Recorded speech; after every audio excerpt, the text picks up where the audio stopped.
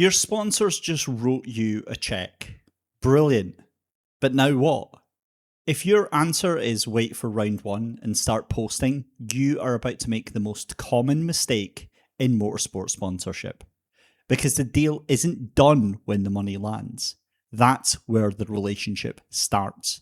And what you do in the next 2 weeks determines whether or not they will renew in November. So think about it from their side. They've committed budget, maybe 5 grand, maybe 15, maybe more, to a driver that they believe in. And then silence.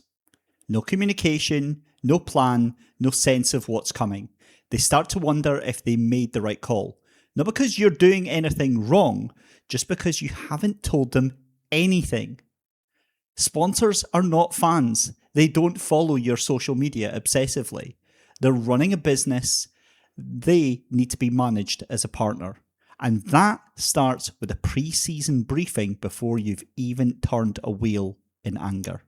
So the pre-season sponsor briefing is a short professional communication. It's ideally a 1-page document plus a personal email or call that goes out to every sponsor before your first race. It's not a legal document. It's not a long report.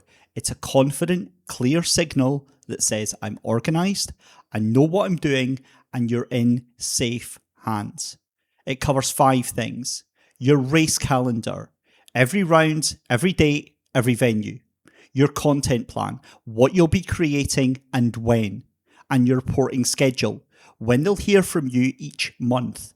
Your contact details and who to call if they need anything, and 1 or 2 specific things that you're excited about doing together this season. That's it.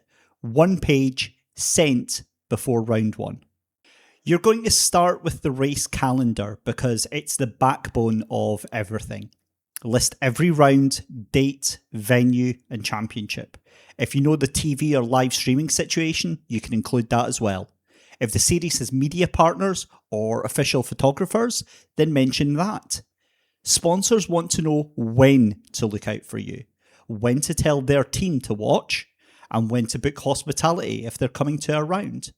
And that calendar is the first proof that they will get that this is a real, structured season with real exposure opportunities baked in. Don't assume that they know your championship schedule. They don't.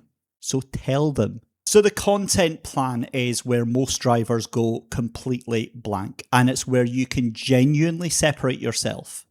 Your content plan doesn't need to be a spreadsheet. It just needs to answer the question, what are you going to create and when?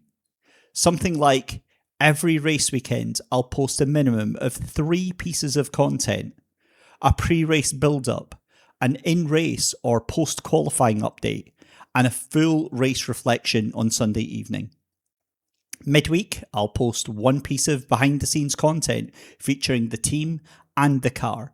And once a month, I'll create a dedicated piece of sponsor content, something that features your brand, your product, or your people in a way that works for your audience. That's a content plan, and it's not complicated. But again, it tells your sponsor exactly what they're getting and when to expect it. Now, you also want to tell them when they'll hear from you formally.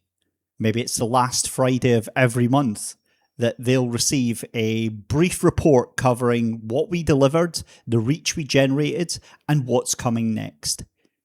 Keep it consistent, keep it simple, predictable, and include your mobile number, your email, and tell them to use both if they need to. Sponsors should never, ever feel like they have to go through formal channels to reach you. You're not a corporation. You're a person they've chosen to partner with. So make yourself accessible to them. And if they have a marketing manager or a PA who's handling the day-to-day relationship on their side, get those contact details now. I cannot stress this enough. Get those contact details and put them into your phone. So that's a lot of words, but let me show you what this looks like in practice, because a bad pre-season communication is no communication at all. The driver cashes the check, tags the sponsor in their pre-season Instagram post, and then disappears until they send a race result photo 2 weeks later. You know exactly who you are on that one. A mediocre one is a long email thanking them for their support and wishing them a great season. Warm, but vague, and borderline useless.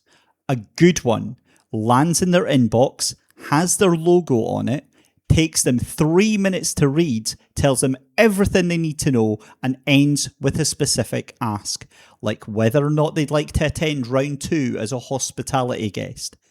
That last version makes sponsors feel like they made a smart business decision. The others made them feel like they made a donation. So what happens if you skip that? Nothing dramatic, no immediate fallout.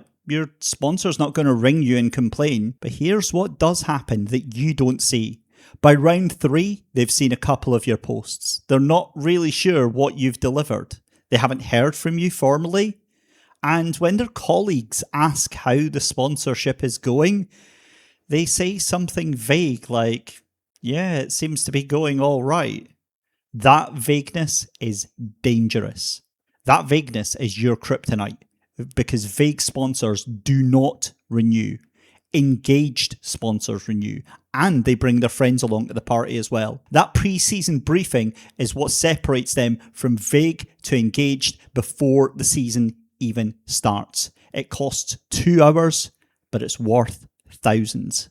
So let's wrap this up then, and here's your homework before round 1. Write that briefing, the 1 page with the race calendar, the content plan, reporting schedule, and your contact details, as well as one thing you're genuinely excited to do together this season. Send it as a PDF with a personal cover email. Then pick up the phone and call every sponsor. Not to pitch anything, just to say it's on the way and ask if there's anything specific they want to see from you this year. That conversation is gold.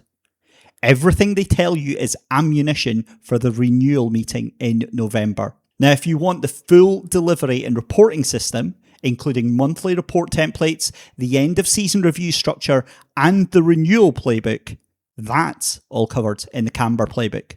The link's in the description, and I'll see you in the next one.